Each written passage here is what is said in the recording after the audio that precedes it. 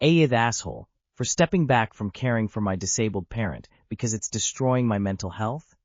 I, 22M, have been my disabled parent's, 53F, main carer since I was a teenager. She's had multiple brain hemorrhages and a stroke, which left her with severe brain damage. She can't walk more than a few meters, struggles to communicate, and often doesn't recognize me. She's had professional carers assigned, but she verbally abused them until they quit. My family stopped helping years ago because of her attitude, so the responsibility fell entirely on me. Over the years, I've tried my best, but my own mental health has hit a breaking point. I've been diagnosed with several mental health conditions, such as schizophrenia, psychosis, and ADHD, that make things much harder, and I'm honestly not coping. I've started stepping back from being her full-time carer because I need to focus on getting help and stabilizing myself. Now my family is calling me selfish and heartless, saying I'm abandoning her when she needs me most. They say that since she only has me left, I have to step up. I feel awful hearing that, but I also know I'm barely functioning myself. AITA for stepping back from caring for my disabled parent, so I can take care of my own mental health. Thank you all so much for the amazing comments. Can't believe strangers on the internet know how to help more than the people who watched me break. I will keep all of this in mind and come up with a plan to not only get myself free, but get her into a place that can help far more than I can in my state. This sounds like a very unfair load to have placed on a teenager. You're entitled to your own life. Reinstate the professional caregivers and step fully back and focus on yourself. Those in your family who think you're abandoning your mother are more than welcome to step into the caregiver role themselves. Not the asshole. If they are family, how come your mother only has you? Not the asshole. You absolutely need to prioritize your own health. You can't pour from an empty cup, as they say. I watched one of my best friends get treated like absolute shit by her family after she moved away for the same reason. Thing is, she'd been begging for help caring for her uncle, and it was always too hard for them to organize anything. When she finally snapped and left, they suddenly figured out how to hire help. My point is, please don't feel guilty for stepping back. Live your life. Not the asshole. You've already done more than most people would in your situation. You can't pour from an empty cup. Taking care of your own mental health isn't selfish, it's survival. I literally cannot. My own health needs make it not safe for either of us, so we need to decide as a family how we are going to take care of Mom. Then if anyone suggests you take on more, just repeat the same facts. We already know that unfortunately isn't an option anymore. So what else can we do? She may honestly just flat out need more care than can be given at home. That isn't a failing on your part. Not the asshole. When family tries to guilt trip, say something along the lines of, since you are volunteering, your day is tomorrow. They will backpedal. It is okay to consider a care home. Being a caregiver is hard, and having help and a support system is very important. It is okay to look into care homes or in home nursing. You deserve a life too. Am I the asshole for refusing to drop my kids off to their dads? I, 41F, have 2 kids with my ex, 43 male. He has them every second weekend. The usual setup is I pick the kids up from school on Friday, drop them at his work, and he brings them back Sunday. It's not perfect, but it's been working. Now the kids want to start a new after-school activity on Fridays that goes until about 4 p.m. They're super excited about it, and it happens at their school. By the time it finishes, my ex would basically wrapping up work anyway. I offered what I thought was a really fair plan. I'll pick them up after the activity, take them back to my place, which is about 15 to 20 minutes from his work, and swing by on the way home. It would add maybe 20 minutes to his trip. He is refusing and insisting I pick him up from school and drive him directly to his place. This is a good 2.5-hour round trip in peak hour. I've tried to suggest it a compromises like doing alternative Sunday drop-off/pickup or meeting at a halfway point, but he is refusing. He thinks it's fair that I do a drive to his place, as we should each be doing one trip. The thing is, he's more than happy to take his stepkids to activity during the week, but won't go out of the way for his own. I don't want my kids to miss out, but feel the demand to pick them up from school for the sole purpose of driving them to his place is unreasonable and controlling. So am I the asshole? Edited to add. No formal agreement. Very amicable until the beginning of the year. Including regular family dinners. Also, the only reason I drop off to Dad's work on Friday is to save kids doing after-school care. Otherwise, Dad would have to pick them up from school as it's his afternoon. He used to do school pickup before changing job. Separated before kids, twins, were born, so no parent has moved away. Edited to add again. Dad refuses to wait at workplace to drop the kids there. Travel time on Sundays is about 1 hour round trip, but Dad never gives consistent time for drop-off and after doesn't come from home.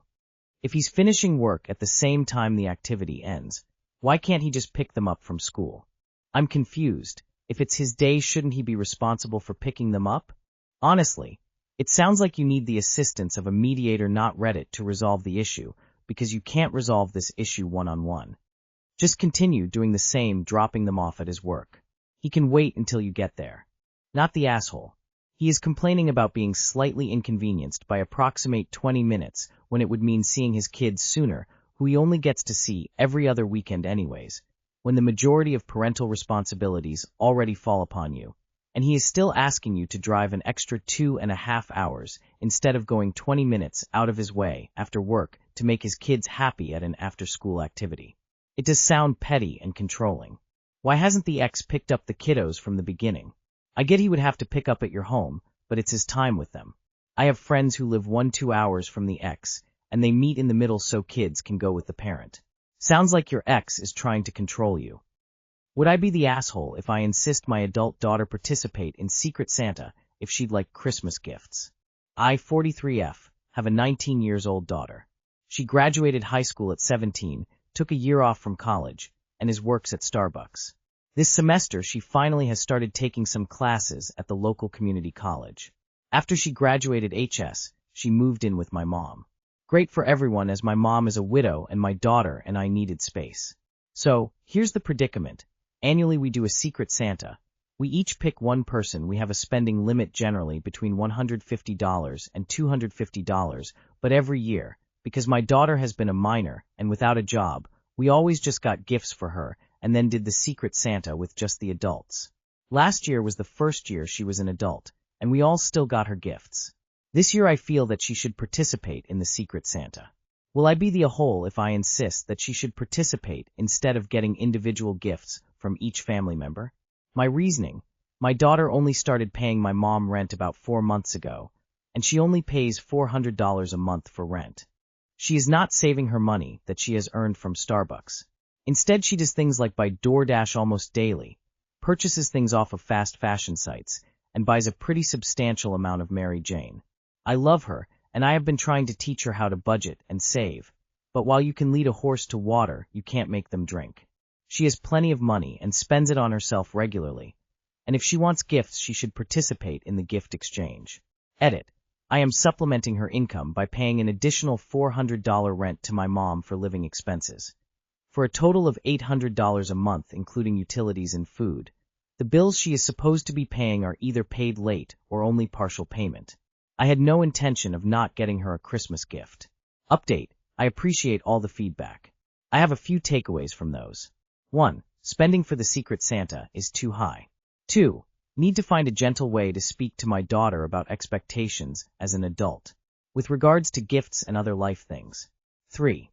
Need to find a better approach for communicating about the budgeting concerns I have and my daughter's lack of concern for paying her bills on time and or in full.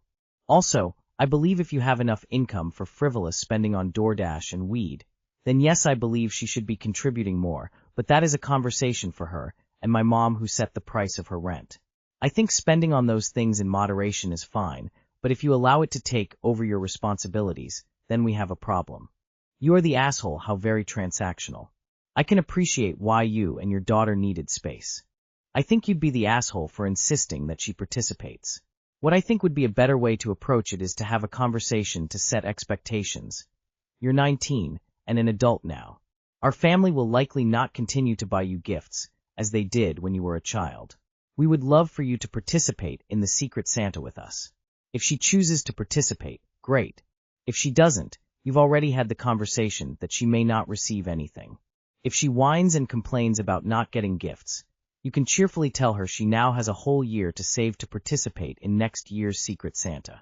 Why is this yours to police? If she wants to participate, she will. If other people want to buy her gifts anyway, they will. If you don't want to buy her a gift, you won't. I see no reason for you to try to force the issue. You are the asshole. You are the asshole. Forcing her to do Secret Santa with a budget between $150 $250 isn't what is going to teach her financial responsibility, nor is OP obvious dissatisfaction with her daughter's choices. OP says daughter moving in with her mom was great for everyone as my mom is a widow. So does the daughter provide companionship or assistance with the mother? Personally, I'm torn on the Secret Santa thing. I totally support treating her like a big girl if she's got DoorDash money, but I'm being honest when I tell you Secret Santa sucks. Someone always gets a crappy gift that was nowhere near the budget amount. That person is left feeling upset. They spent money on a nice gift for someone else, and their Santa gave them rocks or something ridiculous. Like we did it one year with my in-laws, everyone got really nice gifts, and me and my husband were given a bag of Lindt chocolate balls. Gee, thanks. You want her to pay the same as adults while she's in school and working at a coffee shop? Am I the asshole for refusing to share my birthday gift? I recently received a bunch of chocolate for my birthday from one of my friends. The chocolate was a thoughtful gift that was carved into my favorite animals. When I came home that day, I told my parents that my friend had given me chocolate for my birthday. When my mom asked me to share, I refused and told her it was a birthday gift for me. She then went on about how kids these days are selfish, and that when she was a kid, she always thought about her parents when she received something. She said it made her feel sad that I wouldn't share, and that I don't care about anyone. When I asked my friend about the situation, she said that she bought the gift for me and not for my parents. When I showed my mom the text, she started laughing at the fact I would ask my friend. She then told my dad about it, and when I explained to my dad that it was a birthday gift, he said that was no excuse. I feel really bad now. She said she always thought of her mom. Call her out. Call grandma. Not the asshole. Your parents are greedy and trying to impose their shit on you so they can essentially bully you into giving them something for free, as if they deserve some kind of trophy for creating you. Ignore them. You did nothing wrong. What is wrong with these parents? When it's their birthdays, are they planning to share with her? No matter what they get. Spa day, theater tickets, a U2 concert? I should specify a few things. 1. I got 5 pieces of chocolate. 2. I don't want to say how old I am, but I am a minor. Please feel free to use profanity. I know I don't have to specify for profanity, but some adults treat me like a baby. How old are you? Doesn't matter. If your friend gave you a set of game cards, would they want some of them, too? How about a sweater? Will they want to wear it? Their reasoning is flawed, and they should be ashamed for asking you to give up part of your gift. Shame on them. You have no reason to feel bad. They are the ones making this an issue by being greedy and pulling the parent guilt card on you. And it is working. Just don't let it. Not the asshole. Not the asshole. It's a gift to you, and you don't owe any of it to them. The entitlement is weird, to be honest.